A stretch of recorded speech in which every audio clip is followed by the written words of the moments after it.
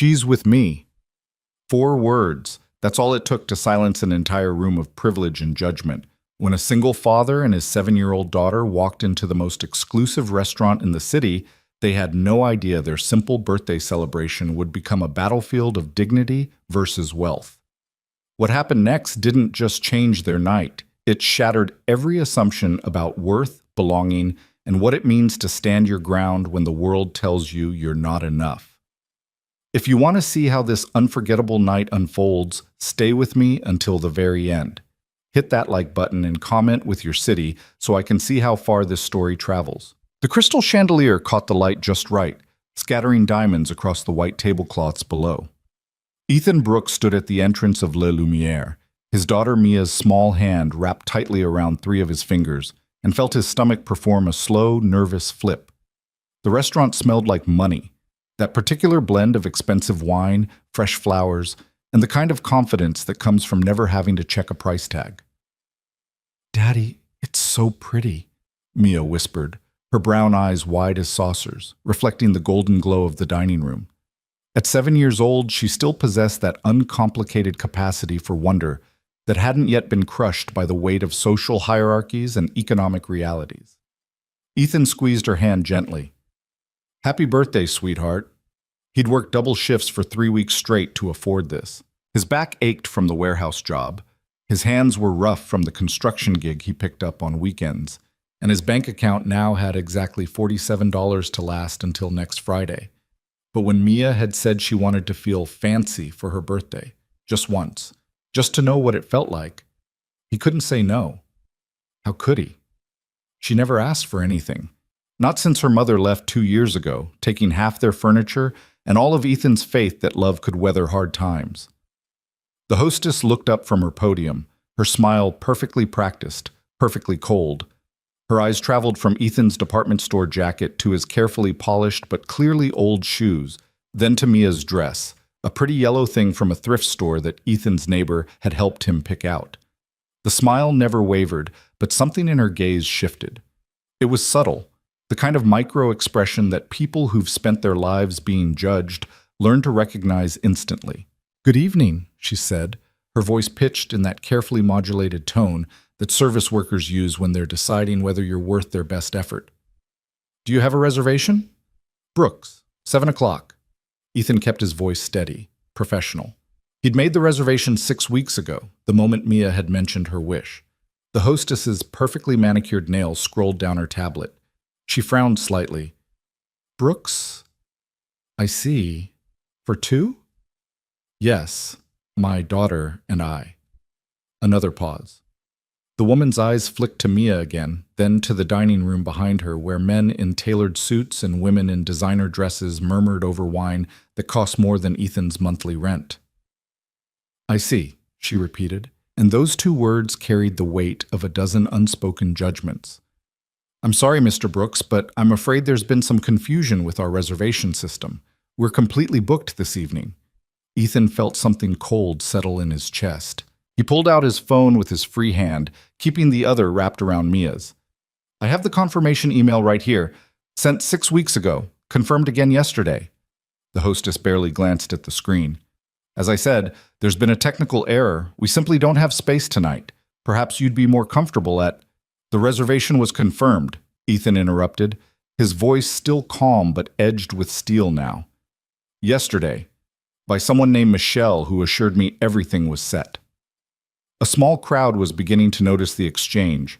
Ethan could feel eyes turning toward them, could sense the subtle shift in the room's energy. Mia pressed closer to his leg, her earlier excitement dimming. The hostess's smile tightened. "Sir, I understand your frustration, but I'm looking at our system right now and—" "Is there a problem, Rebecca?" The voice came from behind them, male, older, carrying authority. Ethan turned to see a silver-haired man in an immaculate suit, the manager, presumably, drawn by the disturbance. Rebecca's expression transformed into one of apologetic professionalism. "Mr. Sterling, I was just explaining to this gentleman that there's been an issue with our reservation system. Unfortunately, we don't have a table available." Mr. Sterling's eyes performed the same evaluation as Rebecca's had, landing on the same conclusion. "I see. Mr. Brooks. And I have a confirmed reservation made 6 weeks ago, confirmed yesterday. Ethan could hear the edge creeping into his voice and hated it. He didn't want to be that person, didn't want to make a scene, but he also wouldn't let his daughter learn that the world could push you aside just because you didn't look like you belonged. "Daddy?" Mia whispered, tugging his jacket. "It's okay. We can go somewhere else." The words hit Ethan like a physical blow. His 7-year-old daughter trying to comfort him, trying to make it easier to accept this rejection. Teaching herself, in real time, to make herself smaller, to want less, to expect the world to say no. Not tonight. Not on her birthday. "Mr. Brooks," Sterling began, his tone practiced in the art of gentle dismissal. "I'm sure you understand that Le Lumiere maintains certain standards." "I'm aware of your standards," Ethan said quietly, "and I'm meeting them. I have a reservation, I'm appropriately dressed, and I have the means to pay for our meal. What standard exactly am I failing to meet?" The question hung in the air, sharp and uncomfortable.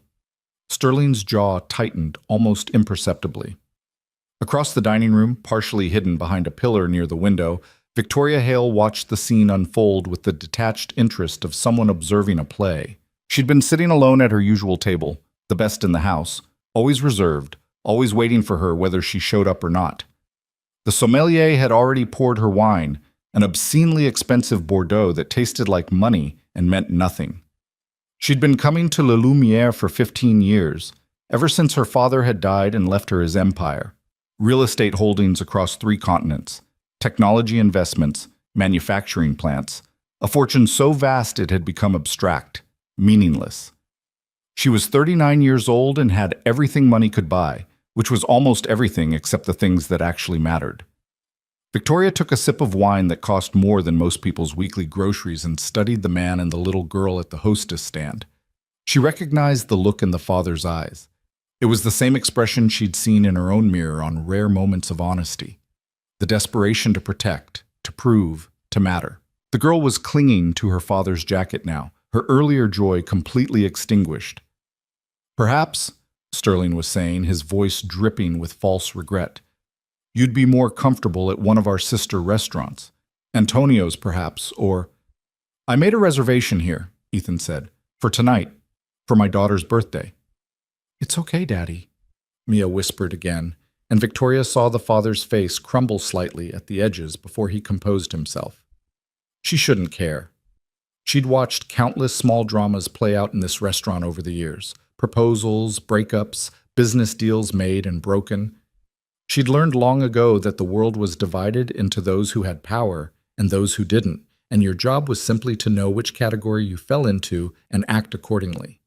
But something about the little girl's voice, the practiced way she tried to make herself small, cut through Victoria's carefully maintained indifference. Sterling was reaching for his phone now, probably to call security. The father's hand was still wrapped around his daughter's, protective, refusing to let go even as the situation deteriorated. And the little girl was learning a lesson that Victoria knew too well.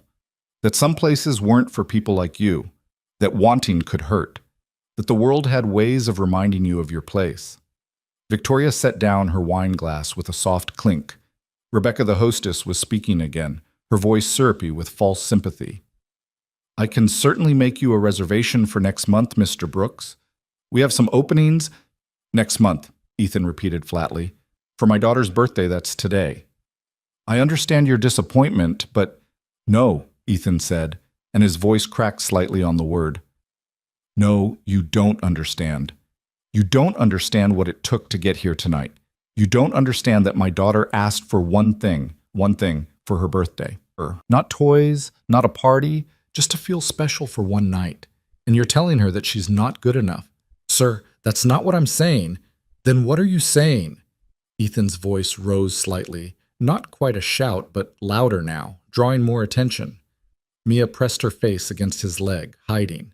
"You have my reservation. You can see the confirmation. The only thing you have a problem with is how we look." Sterling stepped forward, his face hardening. "Mr. Brooks, I'm going to have to ask you to lower your voice or leave the premises."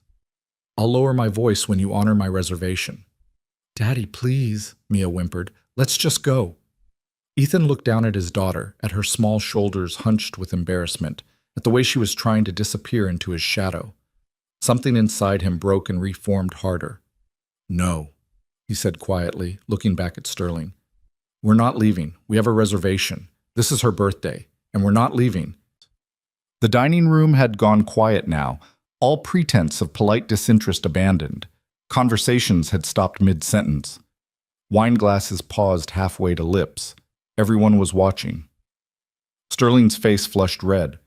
"Sir, I will call the police." "Please do," Ethan said. "I'd love to explain to them how you're refusing service despite a confirmed reservation. I'm sure that would make an interesting story for the local news." It was a bluff.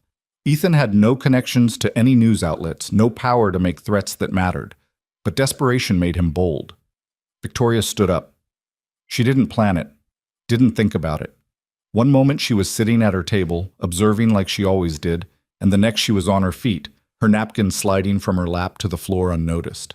She walked across the dining room with the kind of purpose that came from a lifetime of having doors open before she reached them. Her heels clicked against the marble floor, a sharp, authoritative sound that cut through the tension like a blade.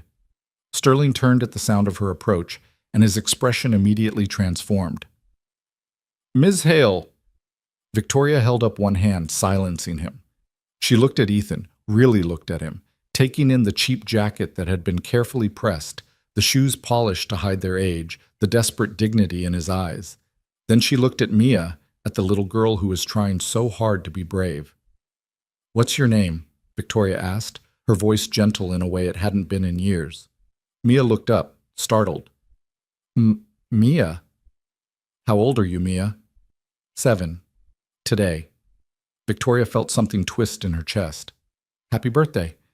Then she turned to Sterling, and her voice lost every trace of warmth. "This gentleman has a reservation, correct?" "Ms. Hale, there's been a misunderstanding." "A yes or no question, Richard." Sterling swallowed. "Technically, yes, but... And what is your policy on confirmed reservations?" "We honor them, of course, but in this case what?" Victoria's voice was silk over steel. "In this case, you've decided that a father celebrating his daughter's birthday doesn't meet your aesthetic standards? Is that what Le Lumiere has become? An establishment that judges its patrons by their clothes rather than their reservation confirmations?" The room was absolutely silent now. Sterling's face had gone from red to pale. "Ms. Hale, I assure you—" "Don't," Victoria said softly. "Don't assure me of anything. Here's what's going to happen. Mr. Brooks and his daughter are going to be seated at the best available table. Immediately. They're going to be served with the same attention and respect shown to every other guest in this establishment. And Rebecca," she turned to the hostess, who looked like she might faint, "you're going to apologize to this little girl for making her feel unwelcome on her birthday." Rebecca's mouth opened and closed soundlessly. "Now," Victoria added, her voice still quiet but absolutely unyielding. Rebecca looked at Sterling, who gave the slightest nod. She turned to Mia, and her practiced smile was gone, replaced by something that might have been genuine shame. "I'm sorry. Happy birthday." Mia didn't respond, just pressed closer to her father. Ethan stared at Victoria, his expression a mix of shock and suspicion and desperate hope. "You don't have to—" "I know," Victoria said. She turned to Sterling. "Richard, the table by the fountain, the one you've been keeping open for the senator who canceled 2 hours ago." Sterling's jaw worked. That table was the second best in the house, reserved for VIPs, for people who mattered, but he nodded. "Of course, Ms. Hale." Victoria looked back at Ethan and Mia. The father was still holding his daughter's hand, still standing like he was ready to fight, even though someone had just fought for him.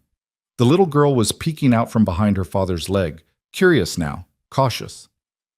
"Enjoy your dinner," Victoria said quietly. Then she turned and walked back to her own table, her heart beating faster than it had in years. Behind her, she could hear Sterling's voice, suddenly warm and accommodating, offering apologies and assurances. She could hear the soft rustle as Ethan and Mia were led deeper into the dining room. She didn't look back. At her table, Victoria picked up her wine glass with a hand that trembled slightly. She wasn't sure what had just happened, wasn't sure why she'd gotten involved. She'd spent 15 years in this restaurant watching the theater of inequality play out, watching power assert itself over vulnerability, and she'd never said a word. But something about that little girl's voice, "It's okay, Daddy," had broken through. Victoria took a sip of wine that now tasted like ash, and wondered when exactly she'd become the kind of person who could watch a child's joy die and feel nothing. Across the room, Ethan helped Mia into her chair at the table by the fountain. The fountain was a ridiculous thing, all marble and soft lighting, water trickling down in artistic patterns that served no purpose except beauty. Mia was staring at it with wide eyes, her earlier distress starting to fade into wonder. "Daddy, look at the water," she whispered.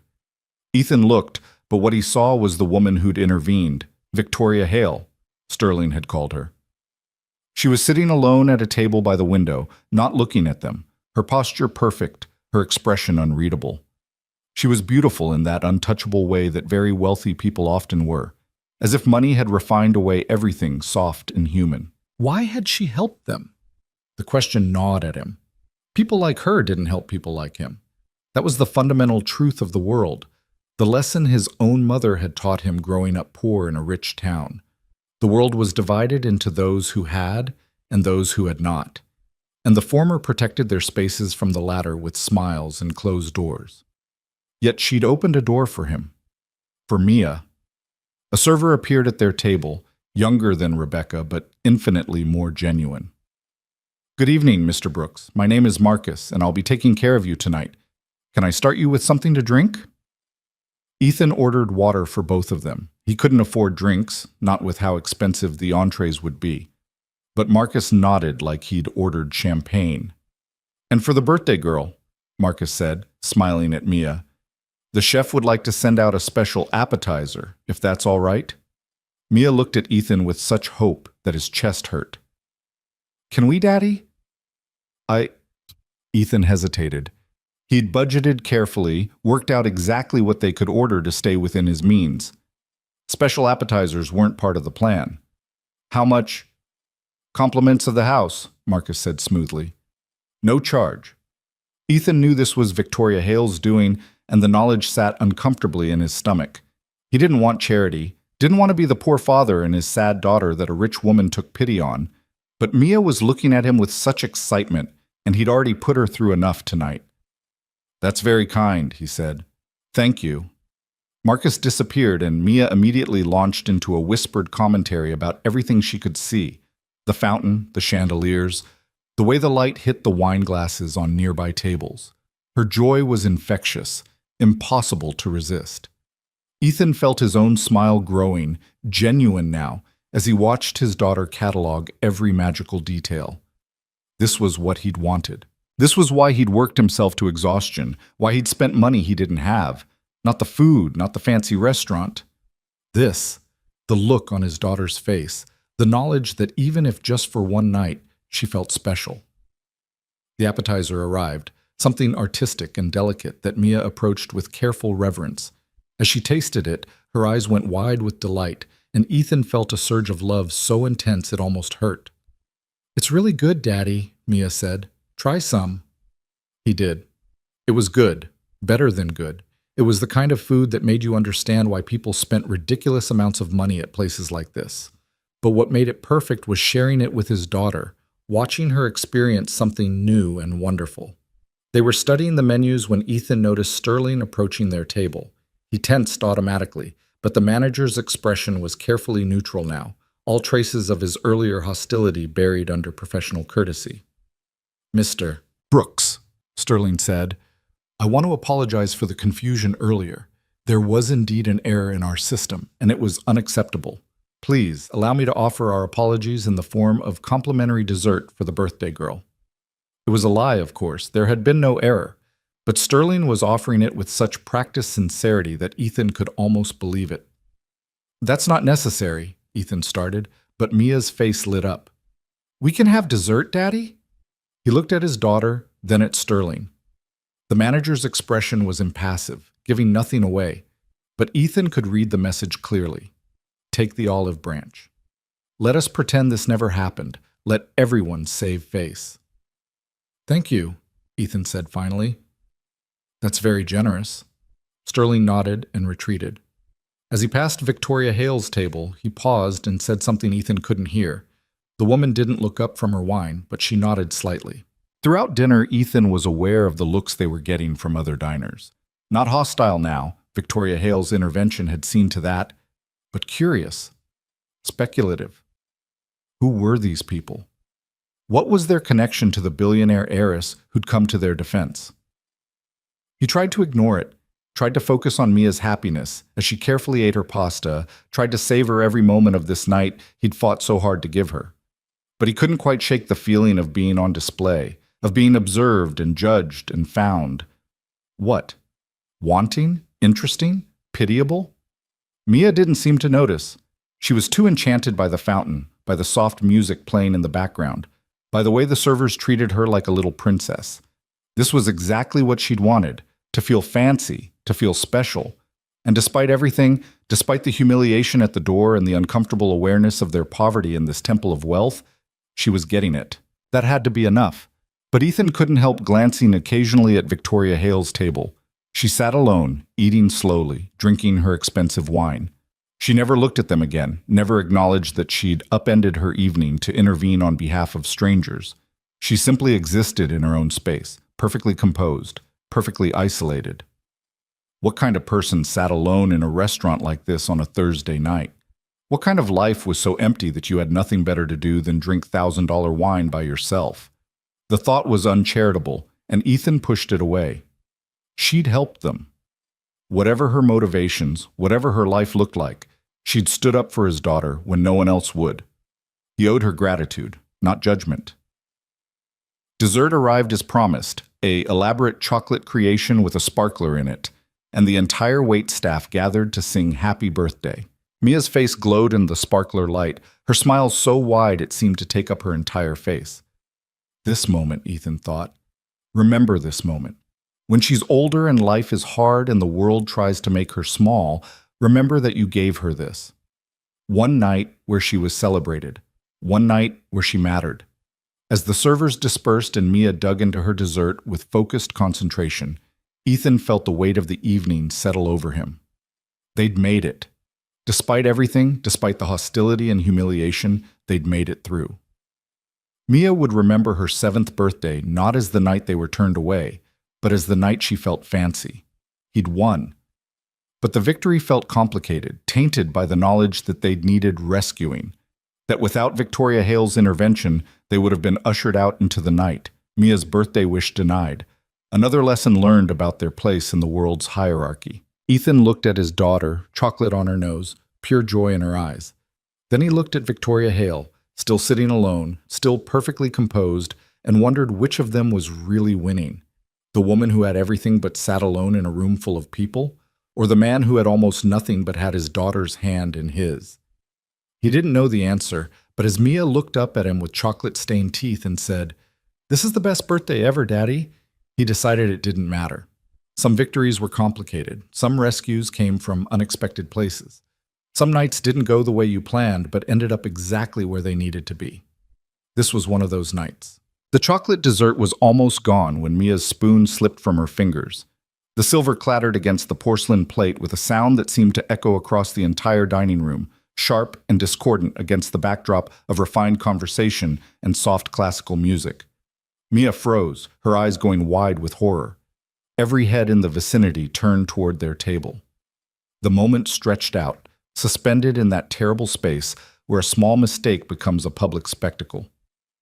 "It's okay, sweetheart," Ethan said quickly, reaching for the fallen spoon. "It happens." But Mia's face had already crumpled.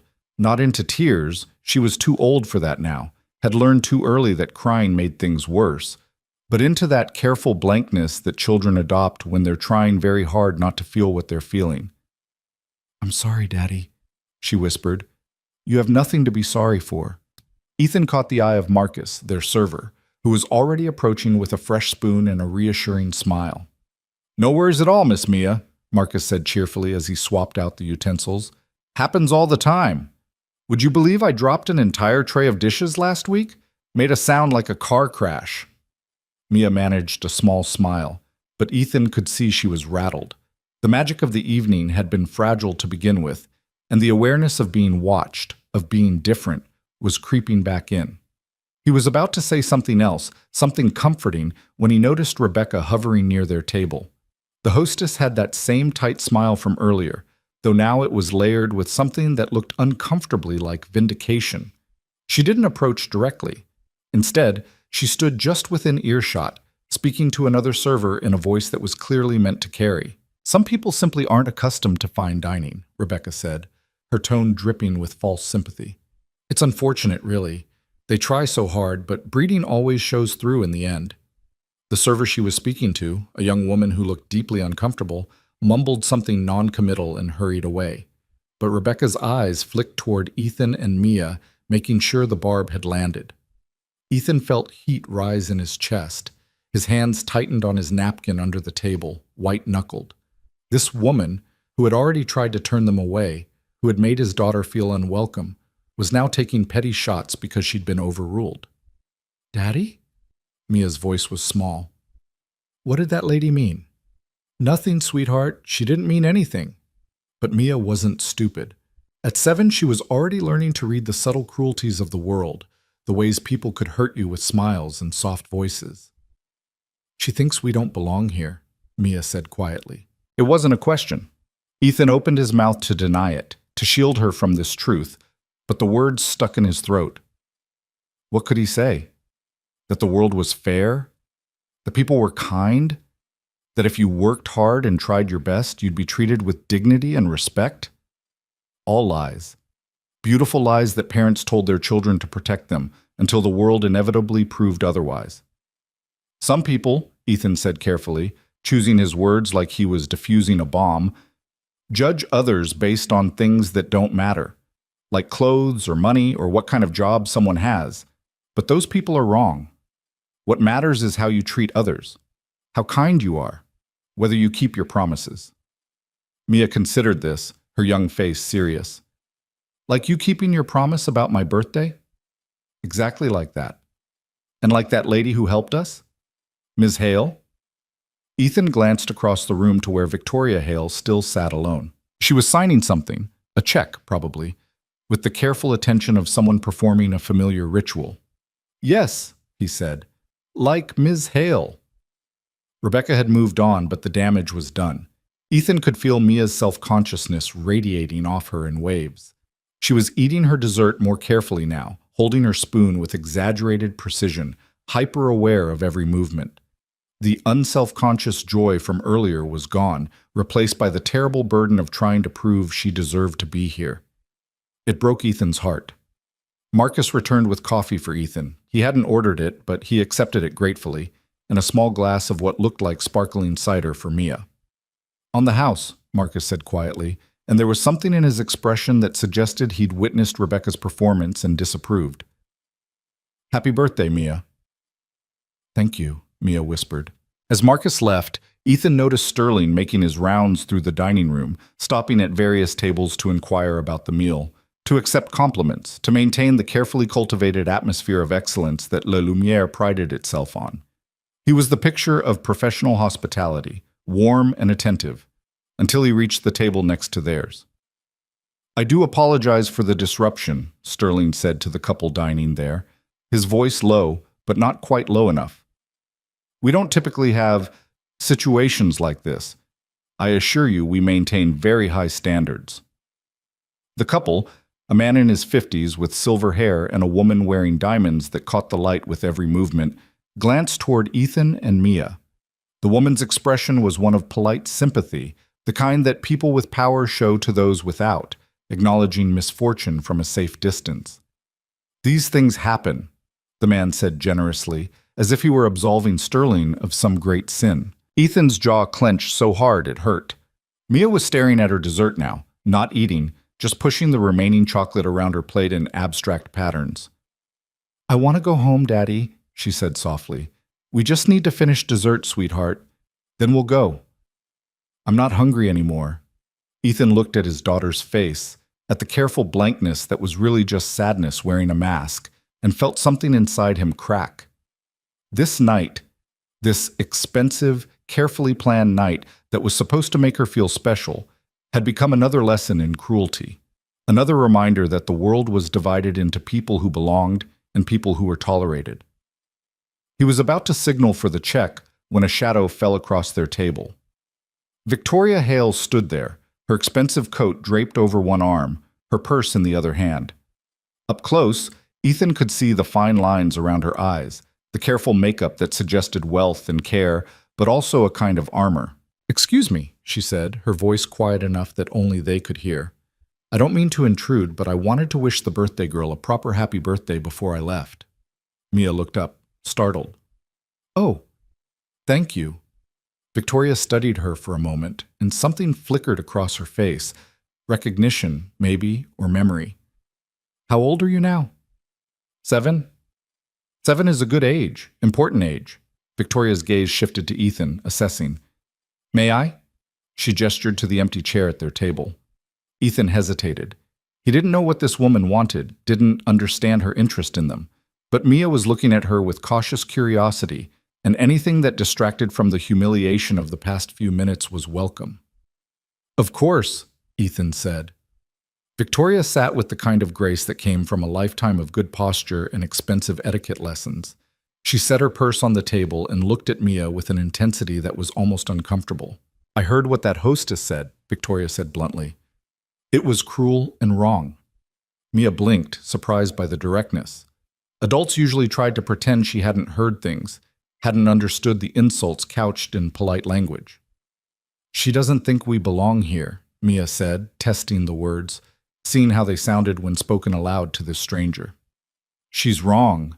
Victoria's voice was firm. "Belonging isn't about money or clothes or knowing which fork to use. Belonging is about having every bit as much right to occupy space as anyone else. And you," she looked directly at Mia, holding her gaze, "have every right to be here." Ethan watched this exchange with a mixture of gratitude and discomfort. He appreciated Victoria defending them, but there was something about the way she spoke, the casual certainty with which she dispensed wisdom, that reminded him of the gulf between their worlds. "Thank you," he said, because someone needed to say something. "For earlier, too. At the door. We appreciate your help." Victoria's eyes shifted to him, and he felt the weight of her assessment. What did she see? A struggling single father? A man in over his head? Someone to pity? "You shouldn't have needed help," Victoria said. "You had a reservation. That should have been enough. In a perfect world, maybe. The world isn't perfect, but we can demand better from the small parts of it we control." She looked around the dining room with an expression that might have been disdain. "Sterling will be more careful now. Rebecca will think twice before judging someone by their appearance, not because they've learned empathy, necessarily, but because they know someone is watching." "Someone being you?" "Someone being anyone with enough power to make them uncomfortable." Victoria's smile was thin, cold. "That's how the world works, Mr. Brooks. The powerful protect their own interests. The trick is making sure your interests align with someone powerful, at least temporarily." It was a cynical assessment, and Ethan wanted to argue with it. But he couldn't, because it was true. Without Victoria's intervention, he and Mia would be standing outside right now. Birthday ruined, lesson learned. "Well," Ethan said carefully, "we're grateful you made their interests align with ours tonight." Victoria nodded absently, her attention back on Mia. "What did you wish for? For your birthday?" Mia glanced at her father, then back at Victoria. "To feel fancy, just for one night." "And? Do you feel fancy?" Mia considered the question with the seriousness it deserved. "I did. For a while. The fountain is really pretty, and the dessert was amazing." "But?"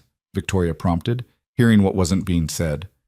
"But it's hard to feel fancy when people keep looking at you like you're not supposed to be there." The honesty of it, the simple clarity with which Mia articulated what Ethan had been feeling all night, hung in the air between them. Victoria's expression shifted. Something cracked in that perfect composure, revealing something raw underneath. "I understand that feeling," Victoria said quietly. "More than you might think." Ethan doubted that. This woman who commanded respect with a glance, who had managers and hostesses scrambling to please her, who wore wealth like a second skin, what could she possibly know about feeling like you didn't belong? But Victoria was still talking, her voice low and distant, like she was speaking to someone who wasn't there. When I was 8 years old, my father took me to a restaurant much like this one. It was the first time I'd been allowed at one of his business dinners. I was so excited. I wore my best dress, practiced my table manners for weeks. She paused, her fingers tracing the rim of Mia's water glass. I made it through the appetizer and the main course perfectly, but during dessert, I laughed, too loud, too long, at something one of the businessmen said. My father's expression, I'll never forget it, pure mortification. After dinner, he told me I'd embarrassed him, that I wasn't ready to be seen in public with him, that I needed to learn to control myself. Mia was listening intently, her young face serious. That's mean. Yes, Victoria agreed. It was, but that's what I learned that night, that belonging isn't about having a right to be somewhere. It's about performing the right version of yourself, becoming small enough, quiet enough, controlled enough to fit into the space others allow you. Ethan felt something twist in his chest. This woman, with her power and wealth and influence, had learned the same lesson his daughter was learning tonight. The details were different, opposite even, but the core truth was the same. The world demanded you prove your worth constantly, and the price of failing was shame. I don't want Mia learning that, Ethan said, surprising himself with the vehemence in his voice. I don't want her thinking she needs to make herself smaller to deserve respect. Victoria looked at him, really looked at him, and for the first time her expression lost its armor entirely. She looked tired, sad. Then you're a better parent than mine were, she said simply. Before Ethan could respond, Sterling appeared at the table, his expression carefully neutral but his eyes sharp with concern at seeing Victoria Hale in conversation with the troublesome guests. Ms. Hale, I hope everything was satisfactory this evening. The meal was fine, Richard. Victoria's voice had gone cold again, the brief vulnerability vanished. Though the service left something to be desired. Sterling's face paled slightly. If there's anything we can do to... You can ensure that the hostess who insulted this child is properly educated on what hospitality actually means. You can make certain that Mr. Brooks receives his check with the birthday dessert and my meal added to it. Ethan started to protest. That's not necessary. It is, Victoria said, cutting him off with a look. Consider it a birthday present. No child should have their special day tainted by small-minded cruelty. Ms. Hale, Sterling stammered, I assure you Rebecca will be spoken to. Will she be fired? The question hung in the air. Sterling's mouth opened and closed. Because she should be, Victoria continued, her voice sharp as glass. Not just for tonight. For every night she's stood at that podium judging people, deciding who deserves dignity based on their appearance. For every family she's turned away, every person she's made feel less than. That behavior is unacceptable. And if Le Lumiere wants to maintain its reputation, it needs staff who understand that excellence in service means serving everyone with respect. That's a personnel matter, Ms. Hale. I'll need to consult, then consult. And let me know your decision. Victoria stood, gathering her coat and purse. Because if Rebecca is still working here next week, I won't be dining here anymore, and I'll make sure everyone I know understands exactly why. It was a power play, naked and unapologetic. Ethan watched Sterling's face cycle through calculations. The loss of Victoria Hale's patronage, her influence, her network. One hostess versus one billionaire. The math was simple. I understand, Ms. Hale. I'll handle it personally. See that you do. Victoria turned back to Mia, and her expression softened again. She knelt down beside the child's chair, bringing herself to eye level.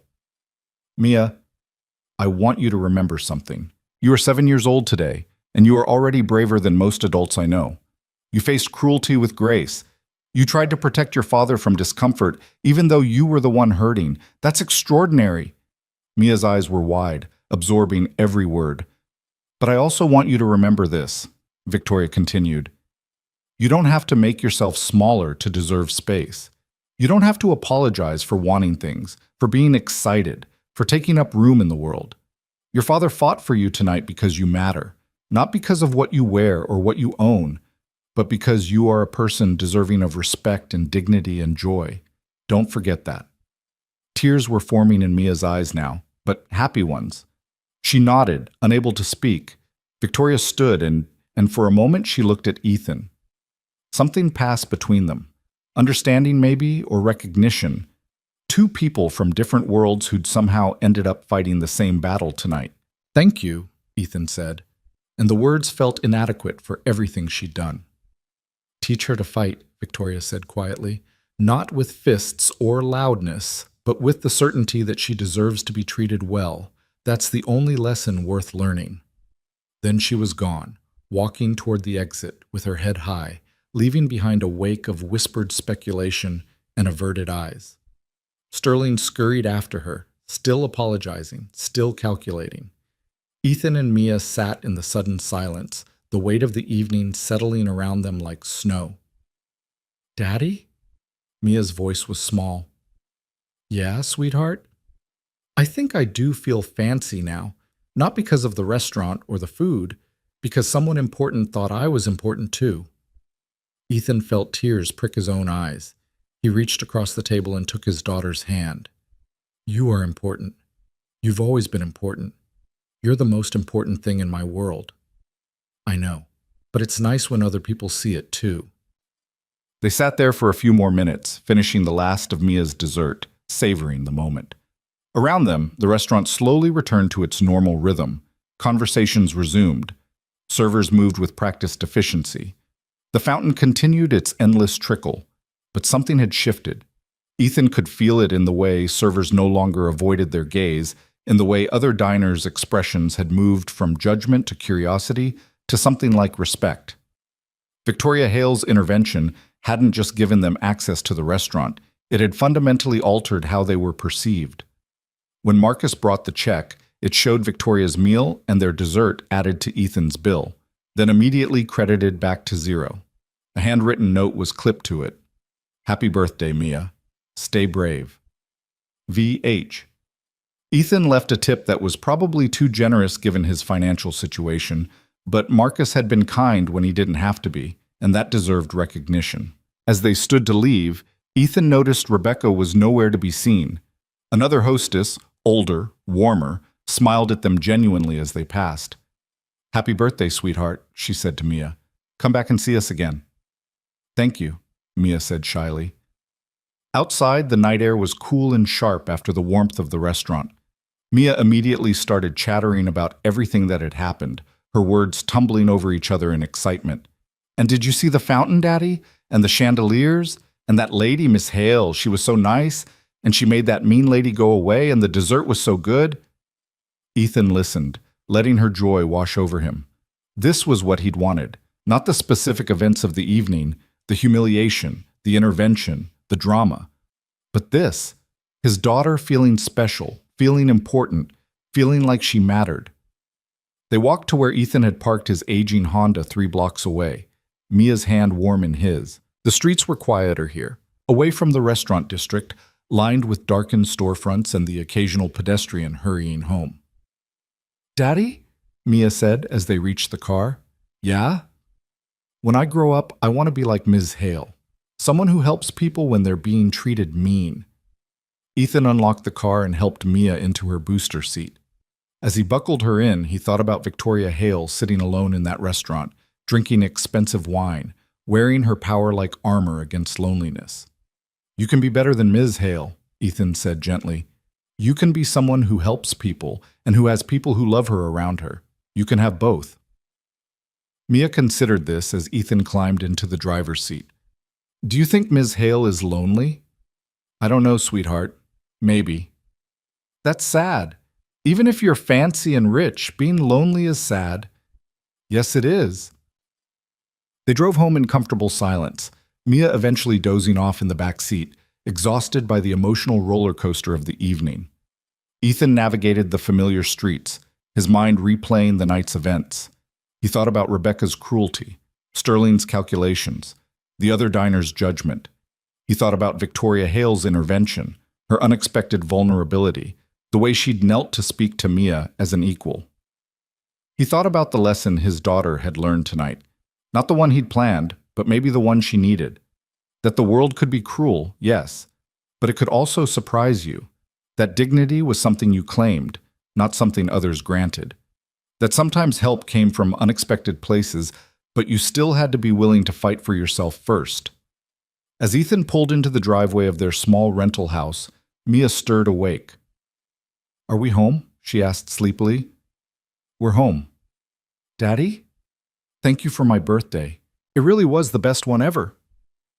Ethan looked at his daughter in the rearview mirror, her face soft with sleep and satisfaction, and felt his chest tighten with love. "You're welcome, baby. Happy birthday." He carried her inside, still mostly asleep, and tucked her into bed. She was out before he'd finished pulling the covers up. Ethan stood in the doorway of her room for a long moment, watching her breathe, thinking about all the battles he'd have to fight for her, all the times the world would try to make her feel small. Tonight had been hard, but they'd made it through. Together. That had to count for something. In the driver's seat of her Mercedes, Victoria Hale sat motionless, her hands gripping the steering wheel, though the engine wasn't running. The parking garage beneath her penthouse was silent except for the tick of cooling metal and her own unsteady breathing. She couldn't remember the last time she'd felt this unmoored. The evening had started like any other. Another Thursday, another solitary meal at Le Lumiere. Another bottle of wine that cost more than most people's monthly salary. She'd been prepared for the usual rhythm of her life. Elegant monotony, expensive isolation, the comfortable numbness that came from having everything and feeling nothing. Then that little girl had whispered, "It's okay, Daddy," and something inside Victoria had cracked. She closed her eyes, but the image was still there. Mia Brooks, 7 years old, already learning to make herself smaller, to apologize for taking up space, to protect her father from the discomfort of fighting for her. Victoria had seen that expression before, had worn it herself, decades ago, in a different restaurant with a different humiliation but the same fundamental lesson. "You don't belong here. You're not good enough. Learn your place." Her father's voice echoed in her memory, sharp and cold. "You embarrassed me tonight, Victoria. When will you learn to control yourself?" She'd been 8. She'd laughed too loud. Such a small transgression, really. But Randall Hale had built an empire on the principle that weakness was intolerable, that emotion was weakness, and that his daughter was a reflection of him that needed to be polished to perfection or hidden away entirely. So she'd learned.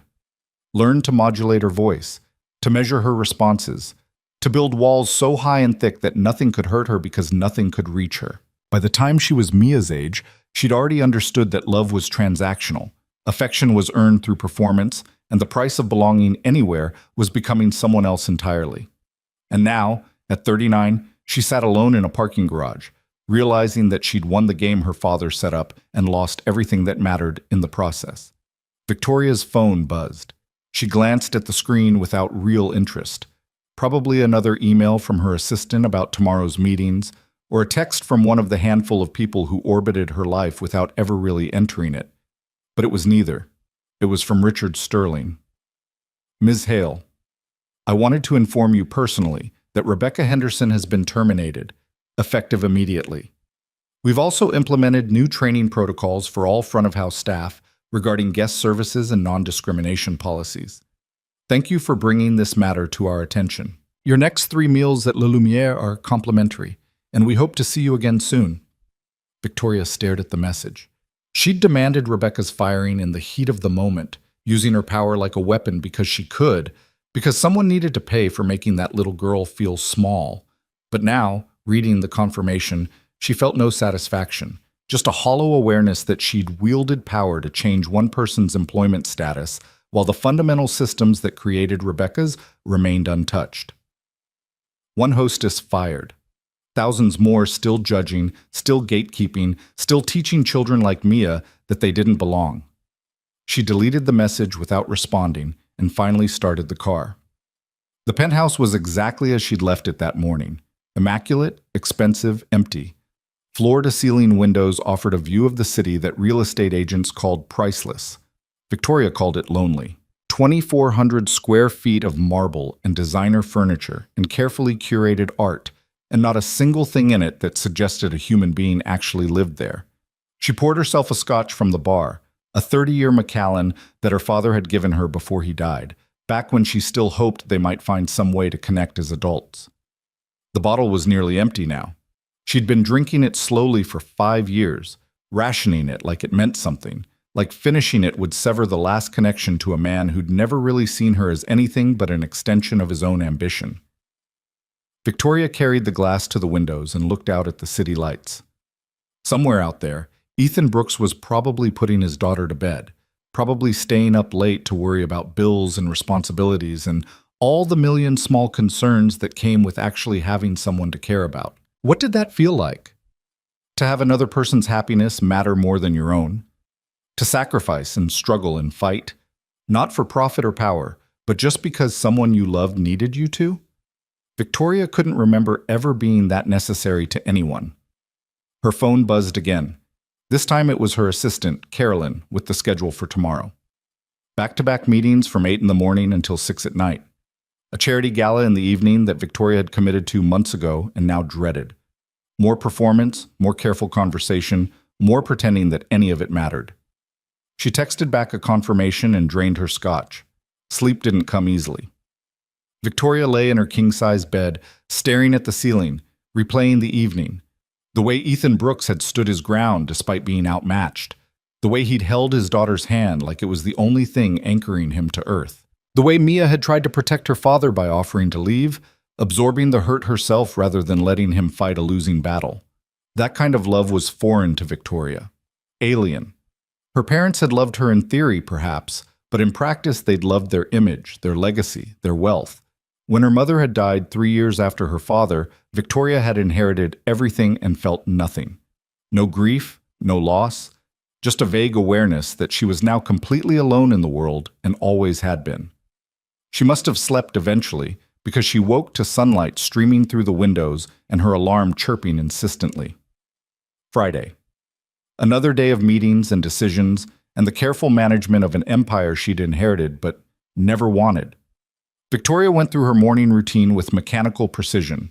Shower, skincare, makeup, applied with the skill of someone who'd been doing it since she was a teenager. She chose a suit, Armani, navy, perfectly tailored, and paired it with heels that added 3 inches to her height and cost more than most people's monthly car payment.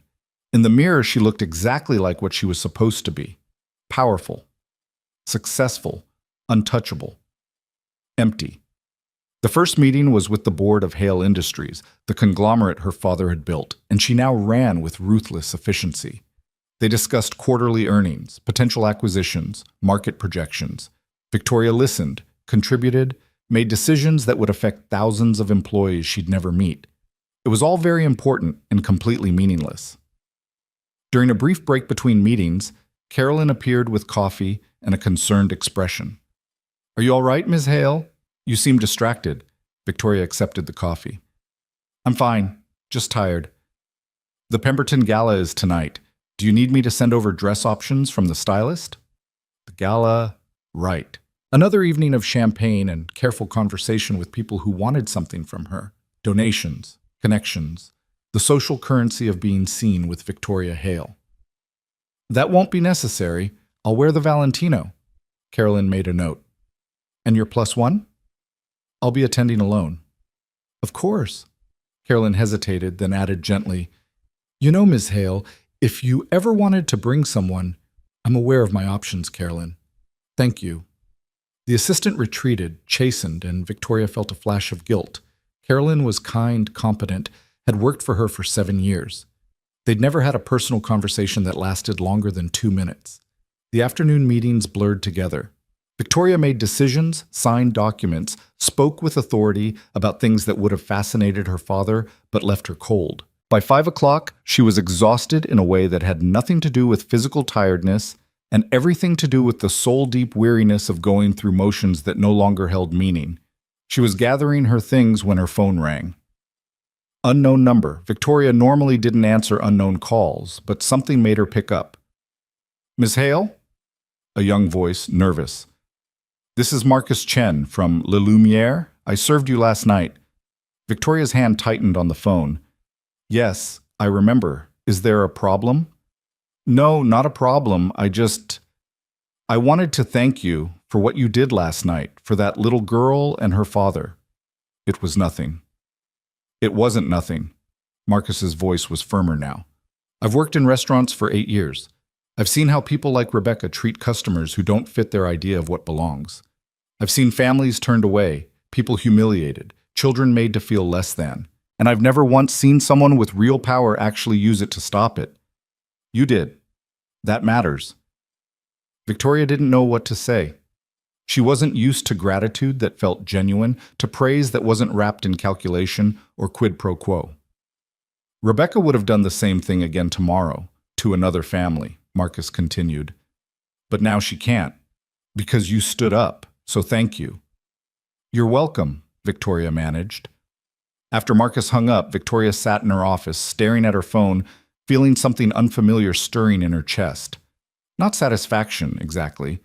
More like the awareness that she'd done something real, something that mattered beyond spreadsheets and profit margins. When was the last time she'd done something that actually mattered? The Pemberton Gala was held at the Celestine Hotel, all marble columns and crystal chandeliers and wealthy people performing wealth for each other. Victoria arrived alone, as always, and was immediately swallowed by the crowd of people who wanted proximity to her power. She shook hands, made small talk, smiled at jokes that weren't funny. Someone cornered her about a potential real estate deal. Someone else pitched a startup that needed funding. A city councilman she vaguely recognized tried to interest her in a development project that would displace low-income housing. He called it urban renewal with a straight face. Victoria excused herself and found the bar. Champagne, she told the bartender, then reconsidered. Actually scotch, neat. While she waited, a woman in a stunning emerald gown sidled up beside her. Diana Pemberton, the gala's host, philanthropist, and society fixture. Victoria, darling, so glad you could make it. Of course, Diana. It's for a good cause. The Children's Hospital, yes. We're hoping to raise $500,000 tonight. Diana accepted her own champagne from the bartender. You're looking pensive. Business troubles? Just thinking. Dangerous hobby. Diana laughed, a practiced sound. You should be mingling, making connections. There are at least 3 eligible bachelors here who've been asking about you. Victoria accepted her scotch. I'm not interested. You're never interested. Honestly, Victoria, you're going to end up alone if you keep this up. The words hit harder than Diana intended. Victoria took a sip of her drink to hide her reaction. Some of us prefer solitude, she said evenly. No one prefers solitude. Some of us just haven't found the right person yet. Diana scanned the room. What about James Whitmore? Handsome, wealthy, perfectly acceptable pedigree. I need some air, Victoria interrupted. She left before Diana could protest, escaping through the French doors to a balcony that overlooked the hotel's gardens. The night air was cool, and she was blissfully alone. Or so she thought. Hiding too? Victoria turned to find a man in his early 40s leaning against the balcony railing, half hidden in shadows. He was dressed well, but not ostentatiously, and there was something approachable about him that suggested he wasn't part of the usual society crowd. Just needed a break from the performance, Victoria said. The man smiled. I know the feeling. Jonathan Ward. I'm here representing the Hospital Foundation. You're Victoria Hale, right? Yes. I've read about you. Youngest person to ever take over Hale Industries, tripled its value in 5 years. Impressive. Victoria braced for the pitch, the request for funding, the calculation behind the compliments. But Jonathan just turned back to the garden view. Must be exhausting, though, all that pressure, all those people wanting pieces of you. It's manageable. Is it? Jonathan glanced at her and his expression held genuine curiosity. Sorry, that was too personal. Occupational hazard. I'm a therapist by training. Now I do development work for nonprofits, but old habits die hard. A therapist. That explained the directness, the lack of artifice. To answer your question, Victoria heard herself say, no, it's not manageable. It's suffocating. But it's what I have, so? Jonathan nodded thoughtfully. I worked with a lot of high net worth individuals before I switched to nonprofit work. You know what most of them had in common? They were terrified of being alone with their own thoughts, all that money, all that success, and they couldn't sit in a quiet room for 5 minutes without anxiety. And your point? No point, just an observation. Jonathan finished his drink. I should get back inside. They'll be doing the speeches soon, and I'm supposed to give one. But it was nice meeting you, Ms. Hale. I hope you find whatever you're looking for out here." He disappeared back into the gala, leaving Victoria alone with her scotch and her thoughts. Whatever you're looking for. Was she looking for something?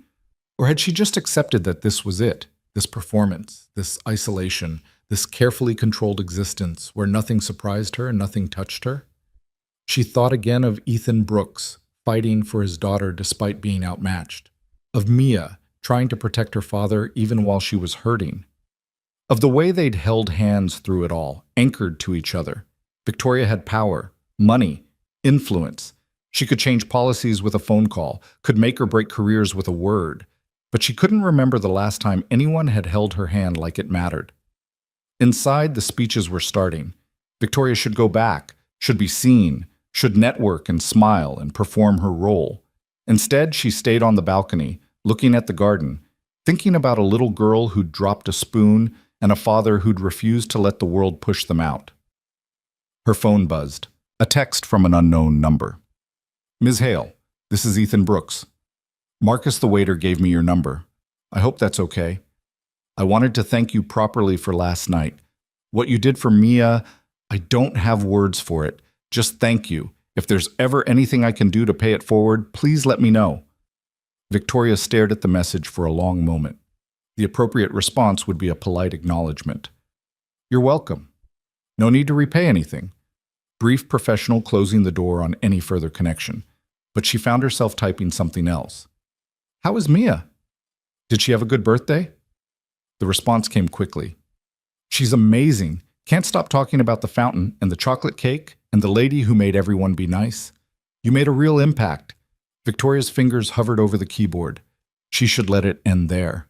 Should maintain the boundary between her world and his, between the billionaire and the struggling single father. They had nothing in common except one evening where their paths had briefly crossed. But she typed anyway. "I'm glad. She's a remarkable child. You're doing a good job." Another quick response. "Thank you.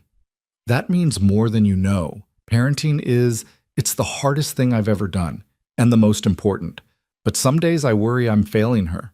Victoria understood that feeling, even though she'd never been a parent. The constant fear that you weren't enough, that despite all your efforts, you were fundamentally inadequate. You showed up for her, you fought for her, you refused to let them make her feel small. That's not failing, that's love. She sent the message before she could reconsider it, then immediately felt exposed. She didn't talk about love, didn't think about it. It was a weakness her father had trained out of her, a vulnerability she couldn't afford. Ethan's response took longer this time. "Are you okay, Ms. Hale? You seemed, I don't know, sad maybe, last night." The observation startled her. She'd been so careful, so controlled. But he'd seen through it anyway, had noticed something in her that she tried to hide from everyone, including herself. Victoria considered lying. But standing on this balcony, scotch in hand, surrounded by people who knew her name but not her, she was tired of performing. "I'm not okay. Haven't been for a long time, but I'm functional, which is close enough." The response was immediate. "That's a terrible way to live." Victoria almost laughed. Here was this man who worked double shifts to afford his daughter's birthday dinner, who struggled to make ends meet, who had every reason to be bitter about the unfairness of the world, telling her that being functional wasn't enough. What would you suggest instead? Find something that matters. Someone who matters. Life's too short to just be functional. Simple advice. Probably impossible to follow, but it lodged in Victoria's chest like a splinter, uncomfortable and persistent. "I'm not sure I remember how to do that." "Then maybe it's time to learn." Victoria looked back at the gala through the glass doors. Diana was on stage now, giving a speech about charity and community and making a difference. Everyone was applauding, champagne glasses raised, performing generosity. She could go back in there, could write a check large enough to impress everyone, could smile and network and play her role, could go home alone to her empty penthouse and pour another scotch and pretend that this was enough. Or she could do something different. Victoria typed one more message. "Would you and Mia like to have breakfast tomorrow? My treat. No fancy restaurants, just breakfast." She waited, her heart beating harder than it should for such a simple question. This was foolish. What was she doing? reaching out to strangers, disrupting the careful routine of her life. But then Ethan's response appeared. "We'd love that." "Thank you." Victoria felt something uncurl in her chest, something that had been tight and locked for so long she'd forgotten it was there. It wasn't happiness exactly, more like possibility. The first crack in the armor she'd been wearing for decades. She finished her scotch and went back inside, back to the performance. But something had shifted. She smiled at Diana's speech and wrote a check and made polite conversation. But in the back of her mind, she was already thinking about tomorrow morning, about breakfast with a 7-year-old girl and her father, about doing something that wasn't calculated or strategic or part of her carefully controlled existence, about being human again, even if she'd forgotten how. The diner Victoria chose was called Maple Street Kitchen, a place she'd driven past 1,000 times but never entered. It sat wedged between a laundromat and a hardware store, its neon sign promising breakfast all day in cheerful pink letters. Through the windows, she could see red vinyl booths and a long counter where a handful of early morning customers hunched over coffee and newspapers. It was perfect. Ordinary. Completely outside her usual world. Victoria sat in her car for a full minute before getting out, feeling absurdly nervous. She'd negotiated multi-million-dollar deals without breaking a sweat, had faced down hostile board members and aggressive competitors with ice in her veins. But the prospect of having breakfast with a 7-year-old and her father made her hands shake slightly as she checked her reflection in the rearview mirror. She'd dressed down, or what passed for dressing down in her wardrobe. Dark jeans that had cost $400 but looked normal enough. A cashmere sweater, minimal jewelry. No armor today, no performance, just Victoria, whoever that was. Ethan and Mia were already inside, sitting in a booth near the window. Mia saw her first, her face lighting up with recognition and something that looked like genuine excitement. "Daddy, she's here!" Ethan looked up, and Victoria caught something in his expression. Surprise, maybe, that she'd actually shown up. Like he'd half expected this to be some kind of joke, a rich woman's whim that would evaporate in the morning light. Victoria pushed through the door, and a small bell chimed overhead. The smell of coffee and bacon wrapped around her, homey and warm. A waitress with gray hair and kind eyes looked up from the counter. "Sit anywhere you like, hun." Victoria crossed to their booth, suddenly hyper-aware of how out of place she must look. Even dressed down, she probably screamed money in ways she couldn't hide. The watch, the bag, the way she carried herself. But Mia was bouncing in her seat, completely oblivious to any awkwardness. "Hi, Ms. Hale. We got here early because I was too excited to sleep. Did you know they have pancakes shaped like Mickey Mouse? Daddy said I could get them if I wanted." "That sounds wonderful," Victoria said, sliding into the booth across from them. Up close, in the morning light, Ethan looked tired. There were shadows under his eyes, and his shirt, clean and pressed, was starting to fray at the collar. But his smile was genuine as he met her gaze. "Thank you for this," he said quietly. "You didn't have to." "I wanted to." Victoria realized it was true. She'd woken up this morning with something that felt almost like anticipation, a feeling so foreign she'd almost mistaken it for anxiety. The waitress appeared with a coffee pot and a warm smile. "What can I get you folks to drink?" "Coffee, please," Victoria said. "Same," Ethan added. "And chocolate milk for this one." Mia nodded enthusiastically. "With whipped cream?" "We don't usually do whipped cream in the chocolate milk, sweetie," the waitress said. "But it's a special day, isn't it? I'll see what I can do." As the waitress left, Mia turned her full attention to Victoria, studying her with the unself-conscious curiosity of childhood. "You look different," Mia announced. "Not fancy like at the restaurant." "Mia," Ethan said, a warning note in his voice. "It's all right," Victoria said. "She's right. I do look different. Is that okay?" "Yeah, you look nicer, like a regular person." Ethan groaned softly. "Sweetheart, that's not—" But Victoria was laughing, a real laugh that surprised her with its spontaneity. "Out of the mouths of babes." "Yes, Mia, I'm trying to be a regular person this morning." Are you a person who isn't regular the other times?" It was such an innocent question, so genuinely curious, and it cut straight to the heart of Victoria's existence. She thought about her penthouse, her suits, her careful performance of wealth and power. the armor she wore every day. Sometimes, Victoria admitted, I forget how to be regular. I get so caught up in being successful and professional that I forget how to just be. Mia considered this seriously. It sounds lonely. It is. Ethan was watching this exchange with an expression Victoria couldn't quite read. Not pity, exactly. More like recognition, understanding.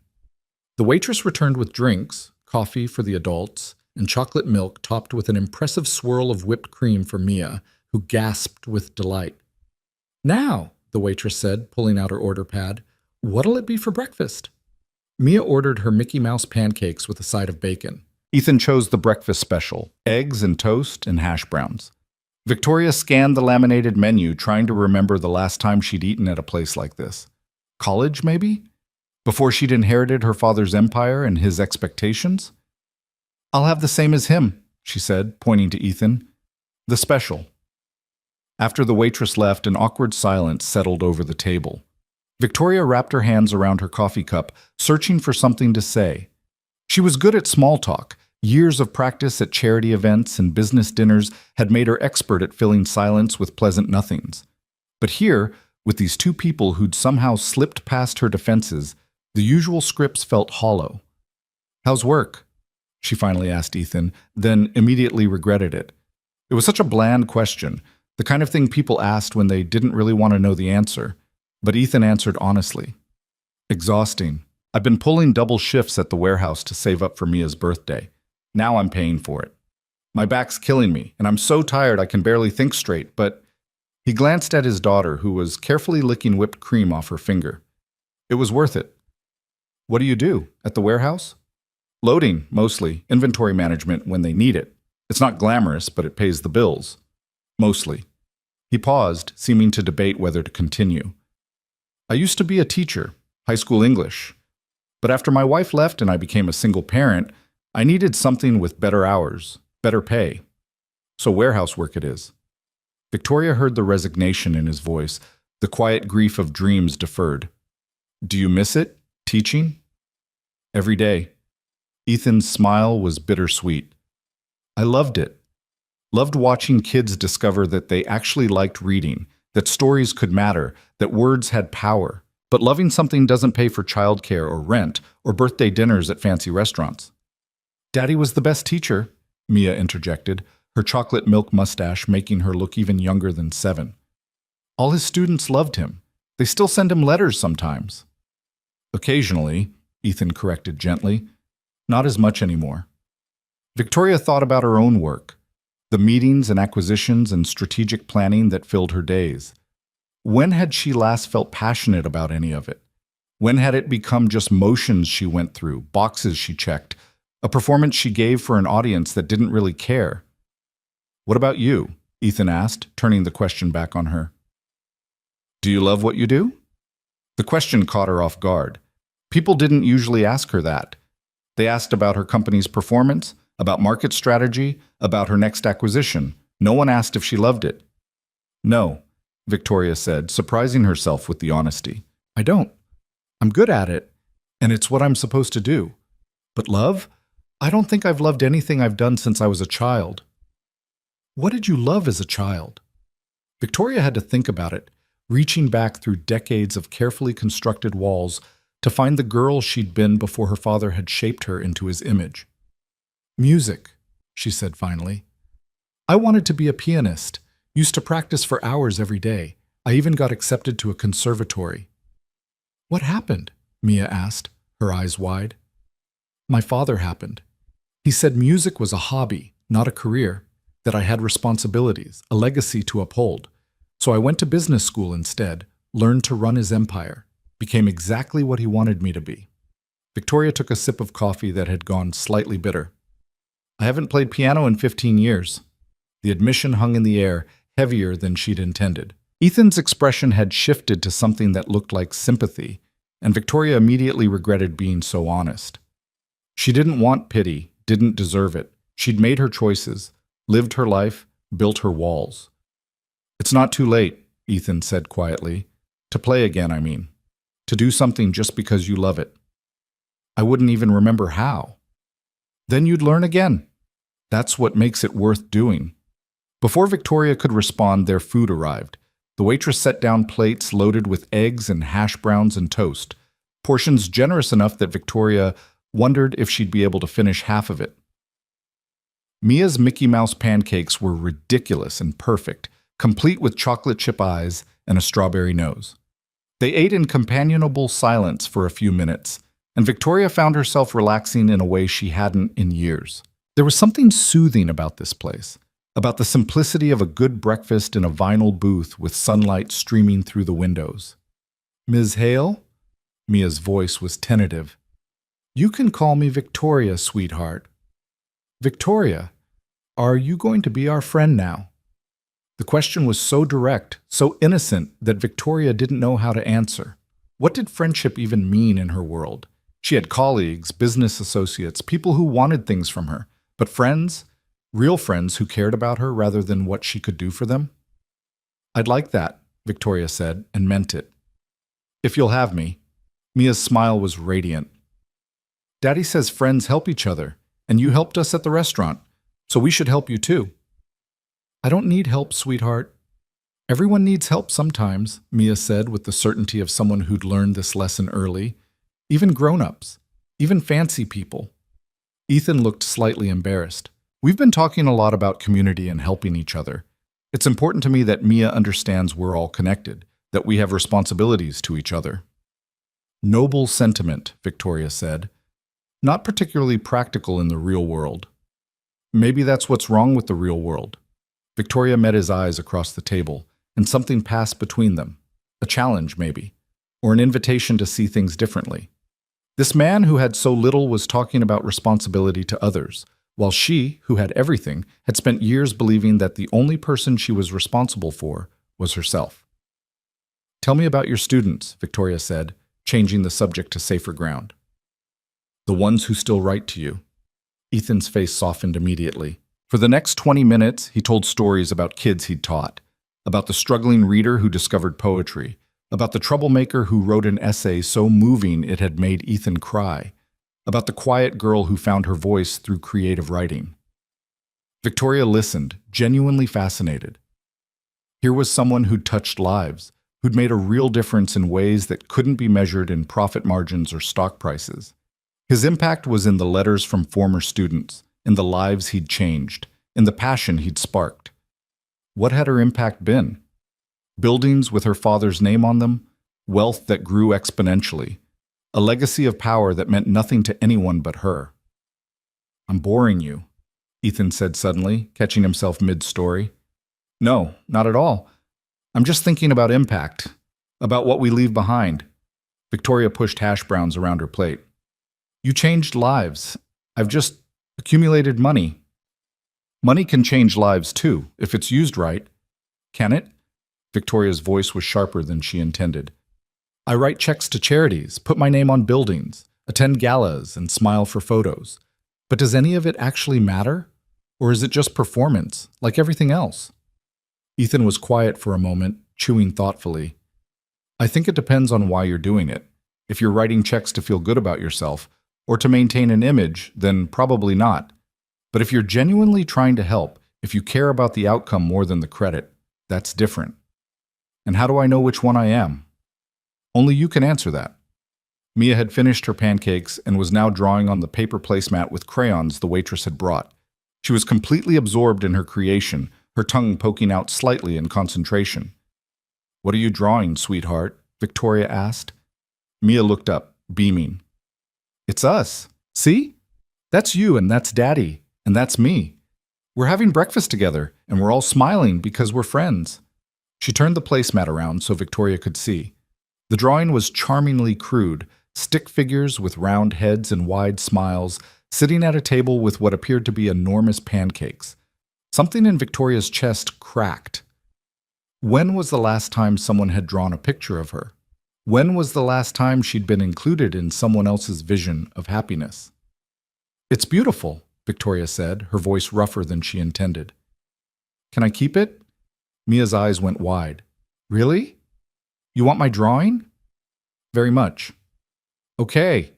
Mia carefully tore the placemat from its pad and handed it over with the solemnity of someone bestowing a great gift. Victoria folded it carefully and tucked it into her purse. Later, she would have it framed. Would hang it in her office where she could look at it and remember this morning, this feeling of being included in something simple and real. The waitress returned with the check, and Victoria took it before Ethan could reach for it. The total was $38. She left $100, tucking the bills under her coffee cup. "That's too much," Ethan protested. "It's exactly right." Victoria stood, gathering her coat and purse. "Thank you for this.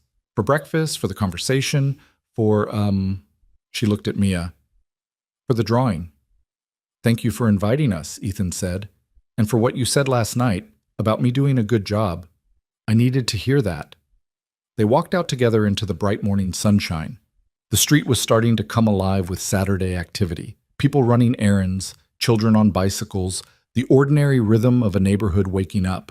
Victoria's car was parked across the street, her Mercedes looking absurdly out of place next to the aging sedans and minivans that lined the curb.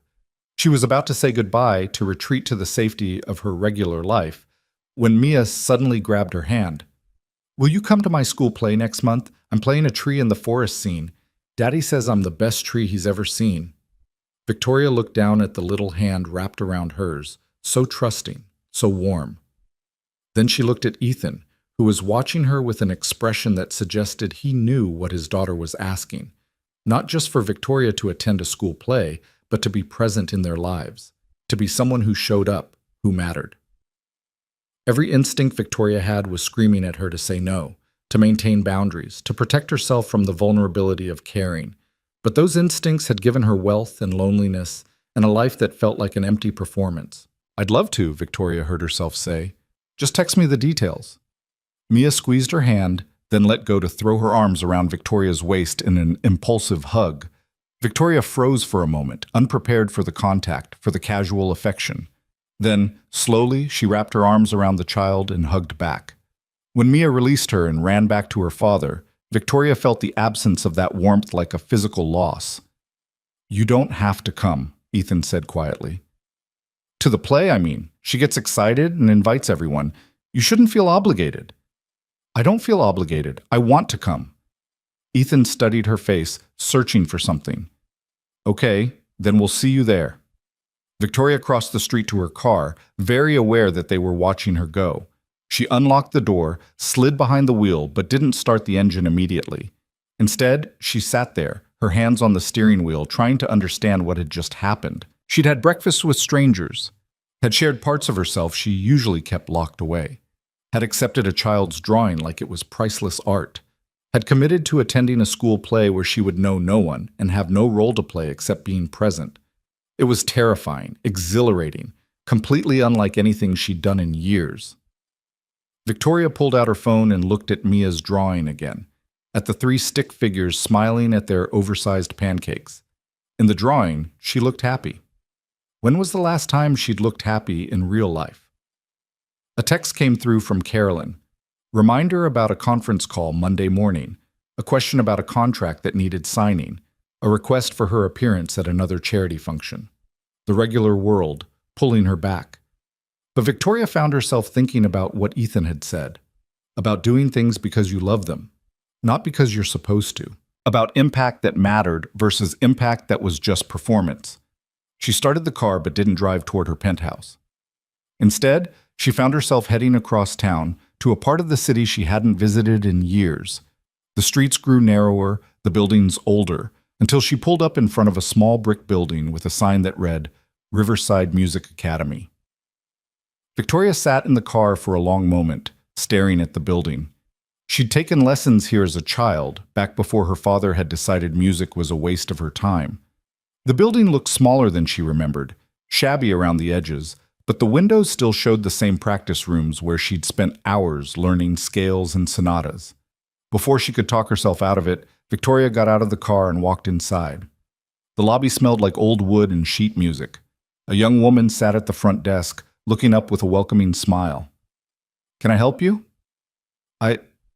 Victoria hesitated. "I used to take lessons here, a long time ago. I was wondering if you have any openings for adult students." The woman's smile widened. We do. What instrument? Piano. Perfect. Let me get you a schedule of our instructors and their availability. She pulled out a folder, started laying out papers. Do you have a preference for lesson times? We have mornings, afternoons, evenings. Evenings, Victoria said. After work. As she filled out the enrollment form, her hands shaking slightly, Victoria thought about Mia's drawing, about breakfast in a vinyl booth, about the feeling of a child's arms wrapped around her waist in an impulsive hug, about being a regular person instead of just a successful one. It was a small thing, signing up for piano lessons. Probably wouldn't change anything fundamental about her life. But standing in the lobby of this music school, committing to doing something just because she wanted to, Victoria felt something shift inside her. Not happiness, not yet, but something close, something that felt almost like hope. She finished the paperwork and scheduled her first lesson for the following week. As she walked back to her car, her phone buzzed with another text from Ethan. Mia wants you to know that you're invited to her next birthday too. She's planning it already, even though it's a year away. Fair warning. Victoria smiled a real smile that reached her eyes. I'll be there. And she meant it. The weeks that followed moved with a strange new rhythm that Victoria had never experienced before. Her days were still filled with meetings and decisions and the careful management of her empire, but now there were text messages from Ethan about small things. Mia's first successful math test, a funny thing she'd said at dinner, a question about whether Victoria preferred chocolate or vanilla cake for the school play reception. The mundane details of other people's lives, bleeding into hers. Victoria's first piano lesson happened on a Tuesday evening. She'd arrived at the music academy 15 minutes early, her palms sweating like a nervous teenager. Her instructor was a woman in her 60s named Margaret, who'd taken one look at Victoria's expensive clothes and knowing expression and said, "Don't worry, I've taught plenty of people who forgot how to play. The piano doesn't care how much money you have. It just wants you to practice." That first lesson had been humbling. Victoria's fingers, so sure when signing contracts or typing emails, stumbled over scales she'd once played effortlessly. But Margaret had been patient, kind, and by the end of the hour, Victoria had managed a simple piece that made something in her chest ache with recognition. She'd cried in her car afterward, not from sadness exactly, but from the overwhelming feeling of touching something she'd loved and lost and was now, impossibly, finding again. Now, 3 weeks later, Victoria sat in her office during a rare quiet moment and pulled out Mia's drawing. She'd had it professionally framed, and it hung on the wall behind her desk where she could see it every time she looked up from her work. Her assistant had asked about it once, diplomatically, because Carolyn was nothing if not professional, and Victoria had simply said it was from a friend. A friend. The word still felt foreign in her mouth, but less so every day. Her phone buzzed. Another text from Ethan. Play is tonight, 7 p.m. at Riverside Elementary. Mia's been practicing her tree stance for days. She wants to make sure you'll be in the front row where she can see you. Victoria checked her calendar. She had a dinner meeting scheduled with potential investors, the kind of networking event that could lead to lucrative partnerships. Important, strategic, exactly the sort of thing she was supposed to prioritize. She called Carolyn. I need to cancel the dinner with the Whitmore group tonight. There was a pause. Ms. Hale, that meeting's been scheduled for 6 weeks. They're flying in specifically to reschedule it. Tell them something came up. Family matter. Another pause, longer this time. Victoria could almost hear Carolyn recalibrating, trying to understand this new version of her boss, who canceled important meetings for mysterious family matters. Of course, I'll handle it. After she hung up, Victoria sat back in her chair, staring at the drawing. Family matter. It wasn't technically true. Ethan and Mia weren't family, but they weren't not family either, were they? They were something. Something that mattered more than a dinner with investors she'd never see again after the contracts were signed. The realization should have scared her. Instead, it felt like relief. Riverside Elementary was a world away from the spaces Victoria usually inhabited. The building was old but well-maintained, with colorful children's artwork covering every available wall surface. Parents crowded the hallway leading to the auditorium, most of them looking harried and happy in equal measure. Victoria felt conspicuously out of place in her work clothes. She hadn't had time to go home and change, but she pushed through the crowd toward the auditorium entrance. Ethan had texted that he'd save her a seat. She found him in the third row, holding a bouquet of flowers that looked like he'd picked them up at a grocery store and arranged himself. He stood when he saw her, his face breaking into a genuine smile. "You made it." "Of course I made it. I said I would." "I know, but—" Ethan gestured vaguely at her suit, her bearing, the obvious evidence of the world she'd come from. "I half expected you to realize how ridiculous it is for someone like you to attend a elementary school play." "Someone like me?" "Someone important, successful, someone with better things to do than watch 7-year-olds perform a play about recycling and the importance of trees." Victoria slid into the seat beside him, suddenly aware of how close they were sitting, how the auditorium's cramped chairs forced a proximity that felt both uncomfortable and right. "Maybe," she said quietly, "this is exactly what someone like me needs to be doing." Before Ethan could respond, the lights dimmed and the principal walked onto the stage to welcome everyone. Victoria found herself surprisingly nervous, her hands clasped tightly in her lap. This mattered to Mia, which meant it mattered to her, which was a new and slightly terrifying feeling. The play was exactly what you'd expect from a second-grade production. Enthusiastic, chaotic, with several children forgetting their lines and at least one set piece falling over mid-scene. But when Mia walked onto the stage as part of the forest scene, wearing a brown costume covered in construction paper leaves, Victoria felt her throat tighten with unexpected emotion. Mia took her position center stage and held perfectly still, her arms extended like branches. She was completely committed to being a tree, her face serious with concentration. When the narrator talked about the importance of forests, Mia swayed gently, a tree in an imaginary wind. Victoria had attended countless performances in her life: opera, symphony, Broadway shows. She'd seen world-class artists perform in venues that cost millions to build, but none of it had moved her the way this child's earnest portrayal of a tree moved her now. Beside her, Ethan was filming on his phone, his face soft with pride. Victoria found herself watching him as much as the stage, fascinated by the uncomplicated love in his expression. When was the last time anyone had looked at her with that kind of unguarded affection? When the play ended and the children took their bows, the audience erupted in applause. Victoria stood with everyone else, clapping until her palms hurt, watching Mia scan the crowd until their eyes met. The joy on the child's face when she spotted Victoria in the third row was so pure, so complete, that Victoria had to blink back tears.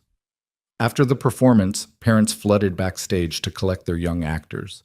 Victoria hung back, uncertain of her place in this ritual, but Mia found her anyway, running through the crowd still wearing her tree costume. "You came! You came! Did you see me being a tree? I didn't move even when Tommy knocked over the recycling bin right next to me. I was a very good tree." "You were the best tree I've ever seen," Victoria said, and meant it absolutely. Mia threw her arms around Victoria's waist, and this time Victoria didn't hesitate before hugging back. Over Mia's head, she caught Ethan's eye. He was smiling at them with an expression that was complicated, happiness and something else, something that looked almost like wonder. "We're having ice cream to celebrate," Mia announced, pulling back. "You have to come. Daddy said we could go to the good place with the homemade flavors." "Mia, Ms. Hale might have other plans." "Victoria," she corrected. "And I don't have other plans. Ice cream sounds perfect." The ice cream shop was crowded with other families from the play, all celebrating their children's theatrical debuts. Victoria found herself squeezed into a tiny table with Ethan and Mia, eating mint chocolate chip from a paper cup and listening to Mia's detailed analysis of every moment of the performance. "And did you see when Sarah forgot her line and just stood there? Mrs. Henderson had to whisper it to her 3 times. I would never forget my line. Trees don't have lines, so I couldn't forget anything." "Smart casting," Victoria said solemnly. Ethan laughed. "She volunteered to be a tree specifically, so she wouldn't have to memorize anything. Strategic thinking." "I learned it from you, Daddy. You always say to play to your strengths." As Mia continued chattering, Victoria felt something settle inside her, a contentment she couldn't remember experiencing in her adult life. This was so simple: ice cream after a school play, listening to a child's excited recap, sitting close enough to Ethan that their elbows occasionally bumped. Nothing expensive, nothing impressive, Nothing that would appear in any business publication or society page. Just life, real life. Penny for your thoughts, Ethan said quietly while Mia was distracted trying to get the last bit of ice cream from her cup. I was just thinking that I can't remember the last time I felt this present, like I'm actually here, in this moment, instead of performing some role. And how does it feel? Terrifying, wonderful, real. Ethan's expression softened. You know, when Marcus first gave me your number, I almost didn't text you. I thought, what could a billionaire possibly want with us? We live in completely different worlds, but I'm really glad I did text you. So am I. Why did you reach out? Ethan asked, his voice curious rather than challenging.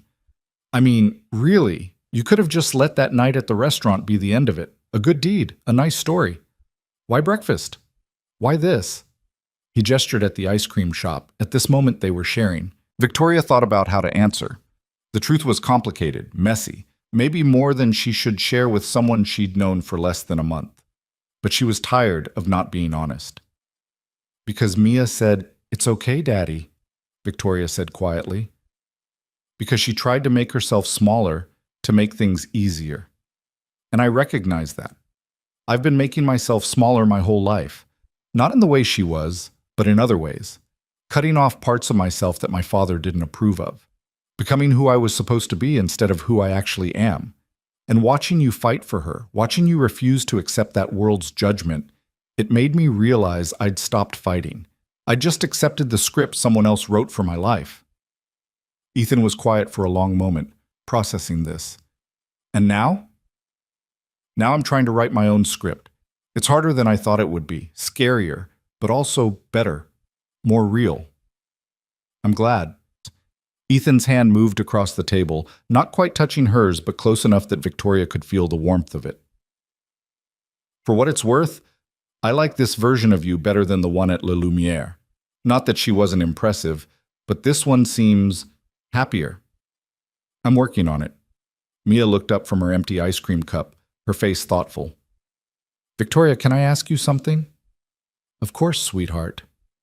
Are you lonely? In your big house by yourself?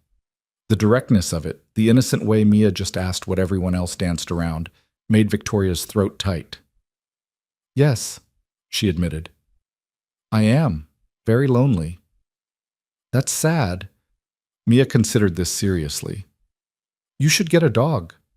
Dogs are good for lonely people. That's what Daddy says. Mia, Ethan started. Or you could just come over to our house more, Mia continued, undeterred.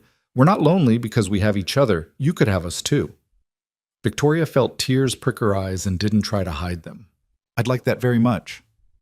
It's settled then, Mia announced with the certainty of someone who'd solved a problem. You're part of our family now. Families aren't just people who are related. Mrs. Henderson said so in class. Families are people who care about each other and show up for each other. Ethan looked slightly mortified by his daughter's boldness, but Victoria was smiling through her tears. Your teacher is very wise. As they left the ice cream shop, Mia walked between them, holding both their hands. Victoria couldn't remember the last time she'd held hands with anyone, couldn't remember the last time such a simple gesture had felt so significant. They walked Mia back to Ethan's car in the school parking lot, which was mostly empty now. The night air was cool, carrying the promise of autumn. Mia was starting to fade, her earlier excitement giving way to the exhaustion of a big day. Say goodnight to Victoria, Ethan prompted as he opened the car door. Mia hugged Victoria one more time. Will you come to dinner at our house next week? Daddy makes really good spaghetti. It's not fancy like that restaurant, but it's yummy. I would love that. After Ethan had buckled Mia into her booster seat, he walked back to where Victoria stood by her car. In the dim parking lot light, his face was shadowed, but his eyes were clear. Thank you, he said, for coming tonight, for caring about her. It means more than you know. Thank you for letting me in, for trusting me with her, with both of you. They stood there for a moment, close enough that Victoria could have reached out and touched him. Something hummed in the space between them, unspoken and complicated and new. Victoria, Ethan started, then stopped, seeming to reconsider. I'm really glad we met, even if it was under weird circumstances. Me too. As Victoria drove home that night, she thought about Mia's words. You're part of our family now. Such a simple declaration, so casually offered, as if belonging could be that easy. As if she didn't need to earn it, or prove herself worthy, or perform the right role. As if being herself was enough. The penthouse felt especially empty when she walked in. All that space, all that expensive furniture, and nowhere that felt like home. But instead of pouring herself a scotch and resigning herself to another lonely evening, Victoria pulled out her phone. She texted Ethan, "Thank you for tonight. For including me. For everything." His response came quickly. "Thank you for showing up, not just tonight, but for us. It matters." Victoria sat at her piano, a beautiful Steinway that had been delivered just days after she'd started lessons. Expensive and perfect and rarely played. She began working through the piece Margaret had assigned her, her fingers stumbling over notes that used to come easily. But she kept playing, kept practicing, kept trying to remember what it felt like to do something just because she loved it, not because she was supposed to be good at it. Her phone buzzed again. Another text from Ethan. "Mia wants you to know that you're officially invited to every school event for the rest of the year. She made me write them all down. Hope you're ready for the winter concert, the science fair, and something called Spring Fling that I don't fully understand yet." Victoria smiled, her fingers still moving over the keys. "I'll clear my schedule." Over the next few weeks, Victoria's life began to reshape itself around these new anchors. Tuesday evenings were for piano lessons. Wednesday afternoon, she started volunteering at a literacy program Ethan had told her about, where she helped struggling readers practice. Weekends often included breakfast or lunch with Ethan and Mia, sometimes at diners, sometimes at their small house where Ethan did indeed make very good spaghetti. She attended the winter concert where Mia sang slightly off-key, but with tremendous enthusiasm. She helped with the science fair project about plant growth, providing the expensive grow lights but letting Mia do all the actual work. She showed up for Spring Fling, which turned out to be a carnival fundraiser where she spent far too much money at the ring toss trying to win Mia a stuffed elephant. Her board members noticed the change. Carolyn certainly did. Victoria started leaving meetings early, declining evening obligations, choosing small moments with people who mattered over strategic networking with people who didn't. "You seem different," Diana Pemberton said at another charity gala, one Victoria almost hadn't attended. "Lighter somehow. Are you seeing someone?" Victoria thought about how to answer that. Was she seeing Ethan? They hadn't defined what was happening between them, hadn't put words to the way their hands sometimes brushed or the way they looked at each other when Mia wasn't watching. "I'm seeing life differently," Victoria said instead. "Does that count?" "I suppose it does." Diana studied her with genuine curiosity. "Whatever it is, it suits you. You look happier than I've ever seen you." Later that evening, Victoria left the gala early, scandalously early, before the main speeches, and drove across town. She found herself parking outside Ethan's house, a small rental in a neighborhood that had seen better days but still held on to its dignity. She sat in her car for a moment, wondering what she was doing here, what she hoped to find. Then she saw movement in the window, Ethan helping Mia with something, both of them laughing at whatever mishap had occurred. Victoria pulled out her phone to text that she was outside, but before she could, Ethan appeared at the door. He must have seen her car. He walked down the path to where she was parked, his expression a mix of surprise and pleasure. She rolled down her window. "Hey," Ethan said. "Wasn't expecting you tonight. Everything okay?" "I left a gala early, couldn't stand another minute of it. Found myself driving here instead." Ethan smiled. "Come inside. Mia will be thrilled. We're making cookies, or trying to. It's not going well, but it's fun." Victoria hesitated. "I don't want to intrude on your evening." "You're not intruding. You never are." Ethan paused, then added quietly, "You're always welcome here, Victoria. I hope you know that." She got out of the car and followed him inside. The house was small but warm, lived in. Dishes in the sink, Mia's artwork covering the refrigerator, books stacked everywhere. It was cluttered and imperfect, and felt more like home than Victoria's penthouse ever had. Mia squealed when she saw Victoria and immediately dragged her to the kitchen to show off their cookie-making disaster. The dough was too sticky, the kitchen was covered in flour, and one batch was already burning in the oven. I think we needed more flour, Mia said seriously, but Daddy said to follow the recipe exactly. And now look. Victoria looked at Ethan, who shrugged helplessly. I'm better at teaching literature than baking. Lucky for you both, Victoria said, rolling up her sleeves. I actually know how to make cookies. My grandmother taught me before she died. It's one of the few good memories I have from childhood. For the next hour, the three of them worked together to salvage the cookie operation. Victoria showed Mia how to properly measure flour, how to test if the dough had the right consistency, how to space cookies on the baking sheet so they wouldn't run together. It was domestic and ordinary and absolutely perfect. When Mia finally went to bed, sugar high and happy, with cookie crumbs still on her pajamas, Victoria and Ethan sat at the small kitchen table with coffee and the least burnt cookies. This is nice, Ethan said softly. Having you here, having someone to... He stopped, seeming to search for the right words. Having someone to share this with? Victoria finished. Yeah, it's been just me and Mia for 2 years.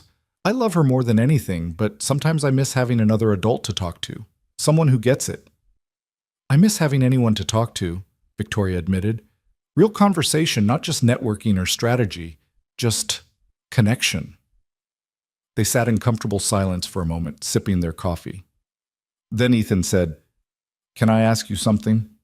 Anything. Why did your parents never teach you this? How to make cookies? How to just be? You said your grandmother taught you, but what about them? Victoria wrapped her hands around her coffee mug, feeling the warmth seep into her palms. My parents were very focused on success, on legacy, on making sure I became someone important. There wasn't time for cookies or childhood or anything that didn't serve that purpose. My grandmother was different. She tried to give me those moments when she could. But after she died, there was no one left to teach me how to be human instead of successful. I'm sorry. Don't be. It made me who I am. Victoria paused, then added, Though I'm beginning to think who I am isn't who I want to be anymore. Who do you want to be? Victoria looked around the small kitchen at the evidence of a life built on love rather than achievement. Someone like you. Someone who knows what matters. Someone who shows up for the people they care about, who bakes terrible cookies and helps with science projects and holds hands in parking lots. You're already becoming that person, Ethan said gently. You came to Mia's play. You're taking piano lessons. You're letting people in. That's not nothing. It feels like everything. Ethan reached across the table and took her hand. It was the first time they touched like this, deliberately, without the excuse of a crowded space or Mia between them. His hand was warm and rough from work, and it fit perfectly around hers. You're doing a good job, he said quietly, echoing the words she'd said to him that first night. At being human, at being real, at being someone worth knowing. Victoria felt tears slip down her cheeks and didn't try to stop them. Thank you. They sat like that for a long time, hands linked across the table, while the kitchen cooled around them and the last batch of cookies finished baking. Outside, the city hummed its endless song. Inside, something that felt like healing was happening. Eventually, Victoria had to leave. It was late and Ethan had work in the morning. But standing at the door, neither of them seemed to want to let go. Mia was right, you know, Ethan said. You are part of our family now, if you want to be. I want to be, Victoria said without hesitation. More than I've wanted anything in a very long time. Good. Ethan smiled, that warm, genuine smile that had become one of Victoria's favorite things. Because we want you too. On the drive home, Victoria thought about everything that had changed since that night at Le Lumiere. 4 words, she's with me, had somehow led to this. To friendship, to belonging, to the slow reconstruction of a life that had been empty for so long. She thought about Mia's drawing, still hanging in her office, about piano lessons and school plays and cookies made with too little flour, about the way Ethan looked at her sometimes, like she was someone worth knowing, about feeling lonely in a penthouse and feeling at home in a cluttered kitchen, about discovering that dignity didn't come from wealth or success or power. It came from showing up, from being present, from letting yourself matter to someone and letting someone matter to you. Victoria pulled into her building's parking garage, but instead of feeling the usual emptiness, she felt something else. Anticipation. Tomorrow was Saturday. She'd promised to take Mia to the Natural History Museum, something the child had been begging to do for weeks. Ethan would come too, and they'd wander through exhibits about dinosaurs and space and the prehistoric ocean, and Mia would ask 1,000 questions, and Victoria would try to answer them. It would be ordinary, unremarkable, the kind of day that didn't make the society pages or business journals, and it would be perfect. As Victoria rode the elevator up to her penthouse, she thought about that little girl who'd wished to feel fancy for one night, who'd learned that belonging was something you had to fight for, something that could be taken away by people who thought they had the right to decide who deserved dignity. But she'd also learned, they'd all learned, that there were still people who stood up, who said 4 simple words that changed everything, who chose kindness over judgment, connection over isolation, love over loneliness. Inside her empty penthouse, Victoria sat at her piano and played. Not perfectly. She was still relearning, still stumbling over notes she'd once known by heart. But she played with feeling, with presence, with the understanding that some things were worth doing simply because they fed your soul rather than your bank account. Her phone buzzed. A text from Mia, probably sent with Ethan's help since 7-year-olds didn't usually have phones. "Good night, Victoria. Thank you for making cookies with us. You're my favorite tree person. Can't wait for the museum tomorrow. Love, Mia." Victoria typed back with hands that were suddenly shaking. "Good night, sweetheart. I love you too." It was the first time she'd said those words to anyone in years, maybe decades. And they were true, completely true, in a way that nothing else in her carefully constructed life had been true. She loved this child, loved her father, loved the way they'd let her into their lives, into their small, warm family, into their world of imperfect cookies and school plays and grocery store flowers. Victoria put her phone aside and kept playing, her fingers finding their way through the darkness of forgotten melodies, searching for the light. Outside her windows, the city sparkled with 1,000 lights, each one representing a life being lived, a story unfolding. Somewhere out there, Ethan was probably cleaning up the kitchen while Mia slept, her tree costume still hanging in her closet, her dreams full of museums and cookies and the knowledge that she was loved. And Victoria, sitting alone in her penthouse but not feeling lonely anymore, understood what she'd been missing all these years. Not success, not wealth, not power or influence or the things money could buy. Just this, the simple grace of mattering to someone, of showing up, of belonging somewhere not because you'd earned it or deserved it or performed the right role, but because someone had looked at you and said, in whatever words they chose, "She's with me. You're with us. You belong." And finally, after 39 years of searching in all the wrong places, Victoria Hale had found her way home.